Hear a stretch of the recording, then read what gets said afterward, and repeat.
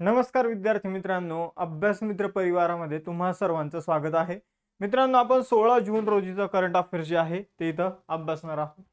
Lecture सुरू करूया. मग बघा, लेक्चरचा पहिला क्वेश्चन जो आहे, तर आजच्या सेशनमध्ये खूप सारे इम्पॉर्टंट पॉइंट जे आहे तर ते आपण बघणार आहोत. आजच्या लेक्चरमध्ये बघा 4-5 असे क्वेश्चन आहे जे आपल्याला परीक्षेमध्ये डायरेक्ट विचारले जाऊ शकतात.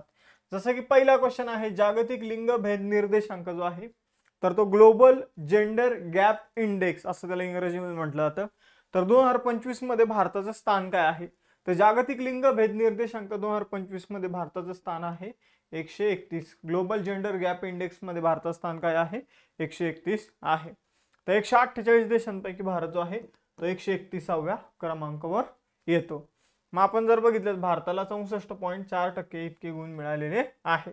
या अहवालामध्ये किंवा या अहवालाचा मुख्य उद्देश जगभरातील पुरुष आणि महिला यामध्ये संधी, संसाधने आणि सक्षमीकरण यामधील असमानता जी आहे तर त्यानुसार गुण दिले जातात आणि त्यानुसार रँकिंग ठरते. मग 148 देशांमध्ये आपण जो आहे तो 131वा आपला क्रमांक बघायला मिळतो. हा निर्देशांक कुणामार्फत देण्यात येतो? तर वर्ल्ड इकॉनॉमिक फोरम, ज्याला मराठीमध्ये जागतिक आर्थिक मंच म्हटलं जातं. वर्ल्ड इकॉनॉमिक फोरम लक्षात ठेवा, या निर्देशांकाची 19वी आवृत्ती आहे. आता सगळे महत्त्वाचे निर्देशांक जे आहेत तर ते रिवाइज करून घेऊया. बघा मित्रांनो, आपण जर बघितलं तर ह्युमन डेव्हलपमेंट इंडेक्स जो आहे तर त्यामध्ये भारताचं स्थान काय होतं? 130वं होतं. त्याचबरोबर जागतिक आनंद अहवाल जो आहे, हॅपीनेस इंडेक्स जो आहे, त्यामध्ये भारताचं स्थान 118वं आहे. फिनलँड पहिल्या क्रमांकावर आहे. जागतिक प्रेस स्वातंत्र्य निर्देशांक आहे 2025. हे सगळे 2025चेच निर्देशांक आहे. तर प्रेस फ्रीडम इंडेक्स जो आहे त्यामध्ये भारतात स्थान 151 आहे. नॉर्वे जो आहे तो पहिल्या क्रमांकावर आहे. प्रमुख बंदरामध्ये कार्गो हाताळणीच्या बाबतीत पारद्वीप बंदर ओडिशाचं 1 नंबरला आहे. भारतीय रेल्वे स्थानक आणि सेवा इमारतींमध्ये सौर ऊर्जा स्थापनांमध्ये म्हणजे भारतीय रेल्वेची स्टेशन्स आणि इमारती तर यांच्यावर सौर पॅनल बसवण्यामध्ये राजस्थान राज्य पहिल्या क्रमांकावर आहे. जागतिक भविष्यातील कौशल्य निर्देशांक जो आहे, फ्युचर स्किल जो इंडेक्स आहे तर त्यामध्ये भारत 25वा आणि अमेरिका पहिल्या क्रमांकावर आहे. जागतिक दहशतवाद निर्देशांक भारत 14वा आणि बुर्किना फासो पहिल्या क्रमांकावर आहे. ग्लोबल फायर पॉवर इंडेक्स मध्ये अमेरिका पहिल्या क्रमांकावर, आपण जर बघितलं तर रशिया दुसऱ्या क्रमांकावर आणि चायना तिसऱ्या क्रमांकावर आणि भारत जो आहे तो 4थ्या क्रमांकावर आपल्याला बघायला मिळतो. भ्रष्टाचार धारणा निर्देशांकामध्ये भारत 96व्या क्रमांकावर आहे आणि डेन्मार्क पहिल्या क्रमांकावर. मुक्त भाषण निर्देशांकामध्ये भारत 24वा क्रमांक, नॉर्वे पहिला क्रमांक. स्टॅनफोर्ड AI इंडेक्स मध्ये भारत 7वा क्रमांक आणि US आपण जर बघितलं पहिल्या क्रमांकावर आहे. आणि आता रिसेंट जो निर्देशांक होता हवामान बदल कामगिरी निर्देशांकामध्ये भारत 10व्या क्रमांकावर आहे तर डेन्मार्क पहिल्या क्रमांकावर आहे. पुढे जाऊया.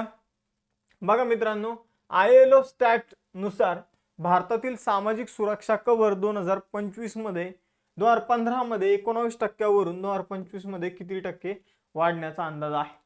पहिली गोष्ट तर ही समजून घेऊया, सामाजिक सुरक्षा कव्हर म्हणजे सोशल प्रोटेक्शन कव्हरेज म्हणजे नेमकं काय असतं. तर बघा मित्रांनो, आपण जर बघितलं तर ज्या व्यक्तीला अन्न, वस्त्र आणि निवारा या तिन्ही गोष्टी मिळतात तर त्याला म्हटलं तर सामाजिक सुरक्षा कव्हर किंवा सोशल प्रोटेक्शन कव्हरेज. मग आपण जर बघितलं 2015 मध्ये आपल्या देशातील 19% व्यक्तींना काय होतं तर सोशल प्रोटेक्शन होतं, म्हणजे अन्न, वस्त्र, निवारा जे आहे या तिन्ही गोष्टी जर बघितलं तर 19% लोकांना प्रॉपर मिळत होत्या.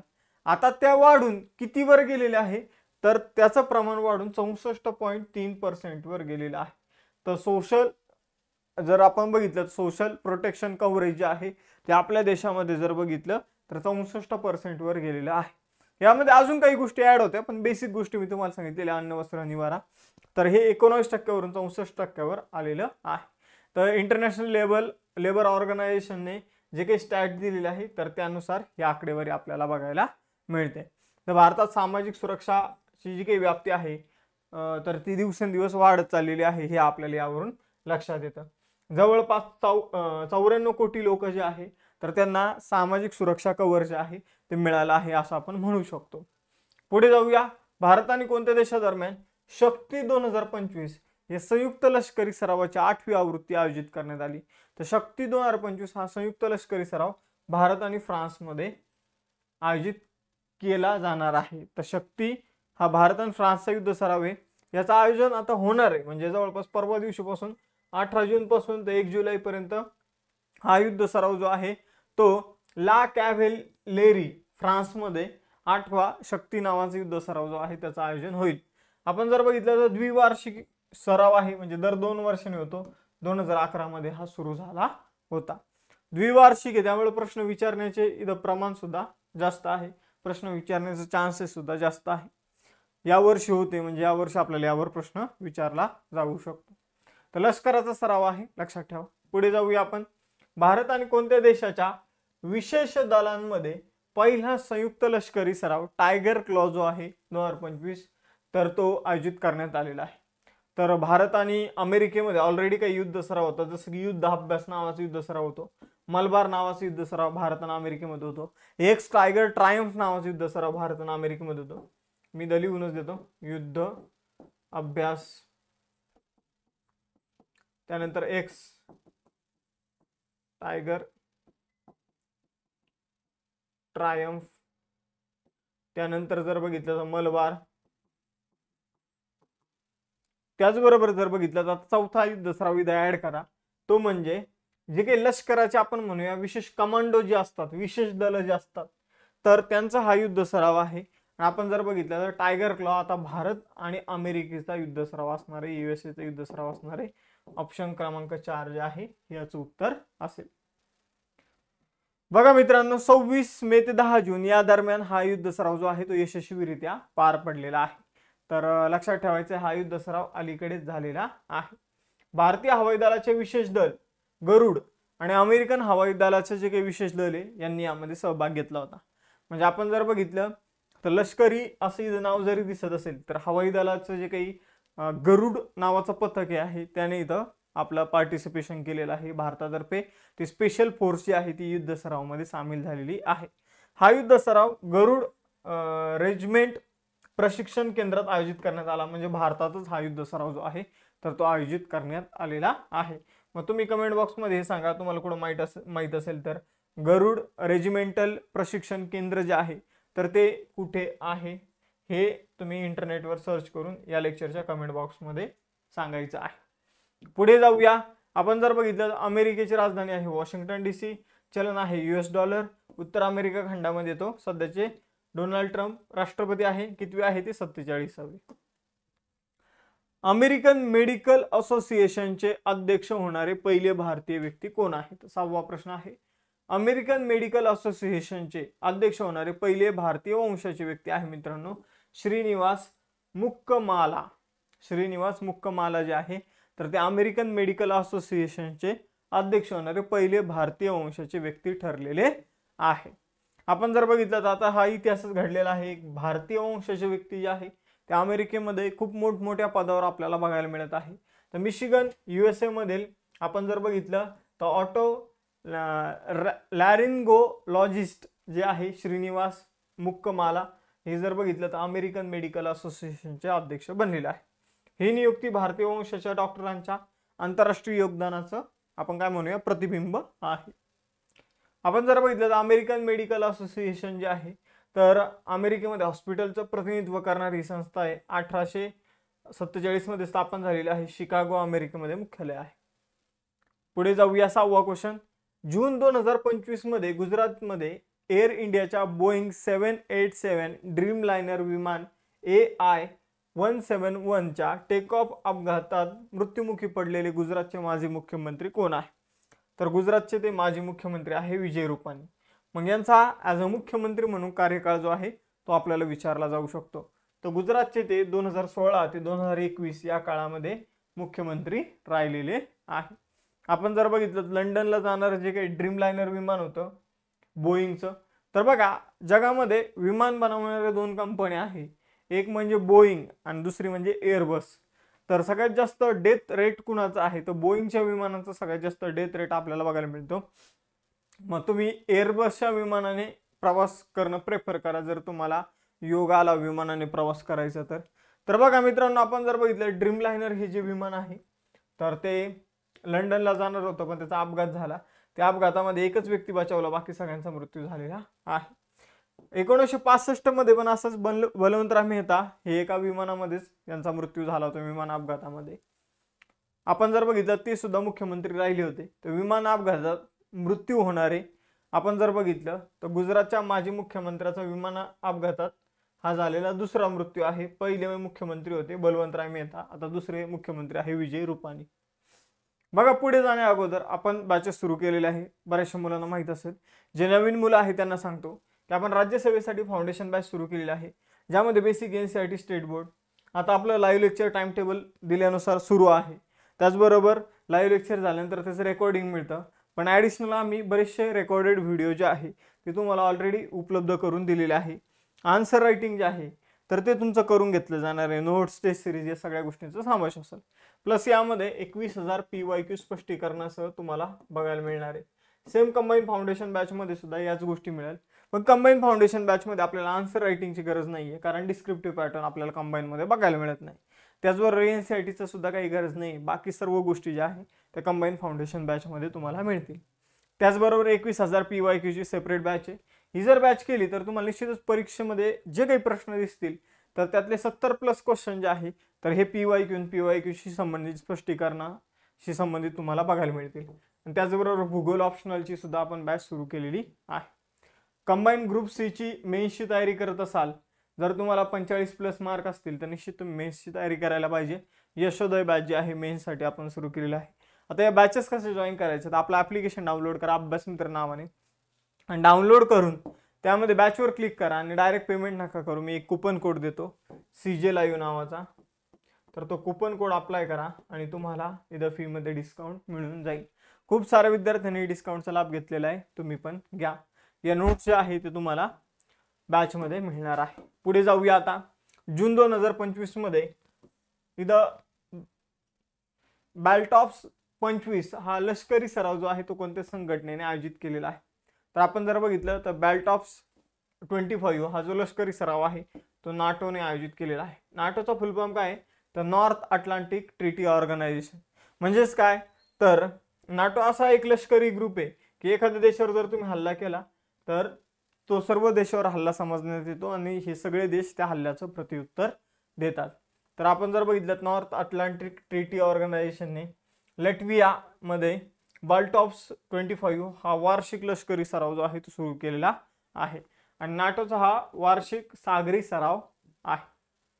आपण जर बघितलं तर एकदम महत्त्वाचा आहे बघा, नेटो कंटिन्यू चर्चेमध्ये असतं रशियामुळं, मग त्यामुळं लक्षात ठेवा. आता पुढे जाऊया. पुढील महत्त्वाची न्यूज, कोणत्या देशाने इराण विरुद्ध ऑपरेशन रायझिंग लायन ही मोठी लष्करी मोहीम सुरू केलेली आहे. तर ऑपरेशन रायझिंग लायन जे आहे तर ते सुरू केलेलं आहे इस्रायलने. बघा इस्रायलचं कसं म्हणणं असतं, तर इराण जो आहे तो सध्या न्यूक्लिअर वेपन जे आहे तर ते डेव्हलप करण्याच्या मार्गावर आहे. आणि इस्रायलला तसं समजतं की इराण आता न्यूक्लिअर वेपन डेव्हलप करेल, तर तसं इस्रायल इराणवर अटॅक करतो. मग इस्रायलने इराणवर अटॅक करून त्यांच्या आपण जर बघितलं लष्कराचे जे काही कमांडर वगैरे तर त्यांना मारलं, आणि मग त्याच्या बदल्यात इराणने सुद्धा बॅलिस्टिक मिसाईलने इस्रायलवर हल्ला केलेला आहे. तर इस्रायलने ऑपरेशन रायझिंग लायन सुरू केलं. तर इराणने कोणतं मिशन सुरू केलं, तर इराणने एक मिशन सुरू केलेलं, ते शेवटी 3 आहे. मी तुम्हाला फक्त आयडिया देऊन ठेवतो, तुम्ही जाऊन सर्च करा गुगलवर की इराणचं मिशन कोणतं आहे आणि कमेंट बॉक्समध्ये येऊन टाईप करा, किंवा स्वतःच्या माहितीसाठी तरी असू द्या. आता मी ह्या सगळ्या गोष्टी इथं का सांगत नाही, कारण तुमची पण रिस्पॉन्सिबिलिटी आहे. कधी कधी सगळं अभ्यास जो आहे तो स्पून फिडिंग होतं आणि त्यामुळे परीक्षेमध्ये कधी कधी मार्क मिळत नाही, कारण सगळी सवय लागून जाते तुम्हाला आहे ती की सर सांगणार सगळ्या गोष्टी, पण तुम्ही जी काही शोधक बुद्धी आहे ती कुठेतरी कमी होऊन जाते. मग त्यासाठी सर्च करायचं आहे की बाबा इस्रायलने ऑपरेशन रायझिंग लाईन सुरू केलं इराणच्या विरोधात, तर इराणने कोणतं ऑपरेशन सुरू केलेलं आहे इस्रायलच्या विरोधात हे तुम्हाला सर्च करायचं आहे. पुढे जाऊया. बघा मित्रांनो, आपण जर बघितलं तर इस्रायली पंतप्रधान बेंजामिन नेतन्याहू यांच्या नेतृत्वाखाली ऑपरेशन सुरू करण्यात आलेलं आहे. इराणचा जो काही ॲटॉमिक एनर्जीचा जो काही आपण म्हणूया कार्यक्रम जो आहे, अणुऊर्जाचं जो काही ठिकाण आहे तर त्याला उद्ध्वस्त करण्यासाठी हे ऑपरेशन जे आहे ते सुरू करण्यात आलेलं आहे. पुढे जाऊया. जून 2025 मध्ये कर्नाटकचे मुख्यमंत्री सिद्धरामय्या यांनी सौर ऊर्जेवर कृषी पंप चालवण्यासाठी कुसुम C प्रकल्पचे उद्घाटन कुठे केले, तर कुसुम सी प्रकल्पाचं उद्घाटन जे आहे ते चिक्कबल्लापूर या ठिकाणी करण्यात आलं. तर बघा आपण जर बघितलं सौर ऊर्जेवर चालणारे जे काही प्रकल्प आहे तर त्यासाठी कुसुम नावाचा प्रकल्प जो आहे तो कर्नाटक सरकारने सुरू केलेला आहे. मुख्यमंत्री सिद्धरामय्या यांनी चिक्कबल्लापूर इथून या प्रकल्पाचं उद्घाटन केलं.